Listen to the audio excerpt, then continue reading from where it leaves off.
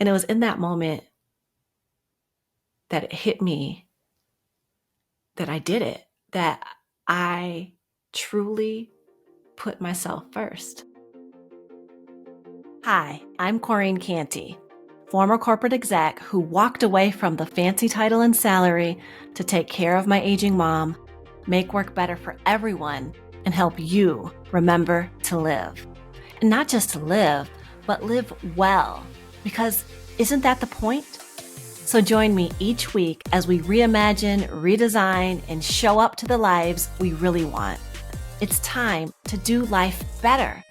So get cozy, grab your favorite warm drink, and let's dig in.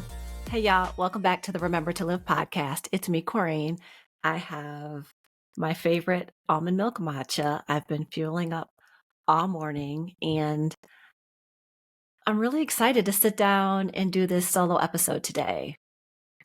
At the time that I'm recording, it is a new moon in Pisces, so lots of intention setting and new beginning energy. It's also the weekend where we spring forward, where we change our clocks if you live in the part of the world that I live in. So time and the concept of time in life is heavy on my mind right now. And so I just wanted to sit down and share with y'all a little bit about the experience I had over the past week. This past week has been one of those life-changing, awe-inspiring, pivotal life experiences. And I'm still processing. I got a lot of nuggets from it. And I can't wait to share so much more about what I'm going to be doing in my life moving forward from it. But today, I just kind of want to talk about the experience of taking the leap for yourself. I know if you've listened to the podcast, you know that I started out this year with the word leap. Did not realize it was a leap year, so I think the universe was giving me a little nod of approval for that word. But I spent the last week in a ridiculously beautiful, luxurious place with a group of amazing, talented, powerful, inspiring women. And we were all there to work on our dream of writing a book. So if you know me, you know that books are my most favorite thing. I own more books than anything else. Whenever I move, I'm mainly hiring the movers for the amount of book boxes that need to be lifted as opposed to the amount of furniture. That's a whole another story. But writing has been something that I've always loved. It's always had a special place in my life, even though most of my life I pushed it to the side. But my relationship with writing and starting to understand the power of writing began when I was a child. So for those of you who don't know, my father passed away when I was 9 years old. And that's when I really started writing. I started journaling and writing to express myself because I didn't understand what was happening around me. Nobody was really talking to me about it. I come from the era where you don't sit down and have those types of conversations with kids. And so writing was my way of expressing myself and my way of getting out and trying to understand these big feelings that I had in this little body. And as I got older and moved up in school, I really had this deep desire to be a writer. I wanted to be one of those people who told stories that moved you, that made you feel something, that introduced you to new worlds, because those were all the things that writers had given to me in the books that they wrote that I was reading as a child. And so I actually planned to go to art school and pursue my dream of becoming a writer and possibly learning some other tools of expression. But when I became a mother in high school, that dream got swept under the rug. That's when my dreams of telling stories and changing lives turned into figuring out how to be a mom, be a responsible mom, and take care of this new life that was now depending on me. So I went to college, I found the most responsible job that I could, got the job, got the benefits, got the 401k, climbed the ladder, did all the things. But I always had this little calling inside that one day I would write a book. I think that's my biggest one day. My biggest one day someday was one day I will write a book after I'm done raising the kids and climbing the corporate ladder and doing all the things. And this year, I had an opportunity to move that off of my one day someday list to my today list.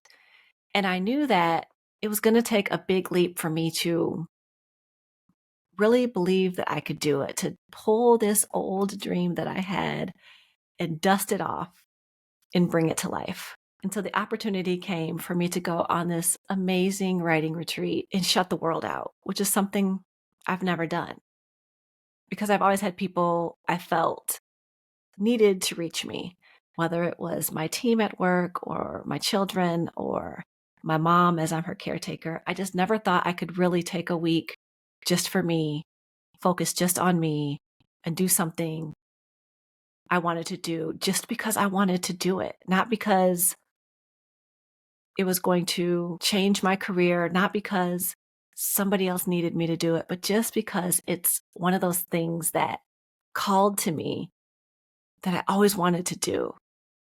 And since I've always wanted to do it, I was going to do it in the best way possible. And I knew if I tried to set along the time on my own, I would let everything get in the way, distractions and other people's needs, and all of the things that come up in everyday life that keep us from doing the things that we really want to do. And so I went on the retreat, stayed at the most luxurious place I've ever stayed, allowed myself to really be in the moment, but also allow myself to do the work while I was there. And I knew that I would get writing done, and I knew that I would get inspired, and I knew that my book would begin to take shape, and I would know what I wanted to birth into the world, at least with the first one. But I got so much more out of the trip than just the reignited dream, the words on paper, the plan to bring it to life. As I started writing and sharing and really being in the moment, I had these moments of extreme emotional release. And I thought that I was getting upset because some of the things that I was sharing and starting to express was about my journey of becoming a caretaker to my mother, of watching her challenges at this stage of life, realizing that there is a such thing as too late and being helpless to that. And I thought back on childhood challenges and just all of our stuff, right? I thought that the emotions were coming up because I was processing my stuff, but I realized that the emotions were coming up because I gave myself the space to put me first. I had this moment of realizing that I was birthing my dream, that I was actually in this place doing the thing I wanted to do more than anything in the world. And we actually had a chance to sit down with literary agents and get real feedback on making this a reality. And it was in that moment that it hit me that I did it, that I truly put myself first. And I took the leap of making my childhood dream come true in this lifetime. And that moment hit hard, y'all. And it took me a minute to process and understand and get over the getting emotional in public because if you're like me, we don't like to cry in front of people. We don't like to show moments of what have been conditioned into us as weakness.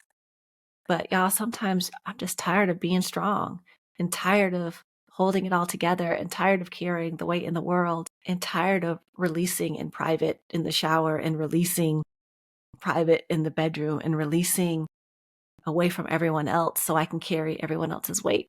when I leave those rooms. So I allowed myself to feel and express and be supported. And the women in the room held the space, and I felt so supported. And I was able to support in the same way as I watched all these amazing people have these moments of their own realization that they made the time and they gave this gift to themselves and how much it was actually changing them. And so that's what I really wanted to share with you today is how much can change with one single leap that's done just because it's something you want to get done in this life while you have it. There's just way too many people who put their dream, their passion, their joy, their trip, their experience, that conversation, whatever that thing is, they kept putting it off, thinking they had all the time in the world. Their someday, one day list was so long that by the time they actually picked it up to start checking it off, it was too late. I don't want that for anyone. I want us all to wake up and feel like we are living this life fully, that we are soaking up every moment that we're blessed with, good ones, bad ones, all in between, that we are prioritizing living while we're making a living. And so, with these moments and with this time to get away from everything else and really think, I stayed off social media, except to post the podcast. Just checked in with my family a few times. I really just gave myself the time to go inside and do my own work. And I came away with some pretty big takeaways, some of which will be applied to the podcast, of course. So get ready for some new things coming up, some new fresh takes, some of the tools that I learned, some amazing conversations with people I know are going to inspire you, that are doing their own work to show up to life, that have the goal of doing this life better. And I just can't wait. I have some programs coming up to help us all get more present, find the happiness in the moment, learn how to reimagine, redesign, start to live the lives that we really want to. So thank you so much for being on this journey with me, being on this ride with me, sharing this space with me, building this movement where we all remember to live, because that's the point, right?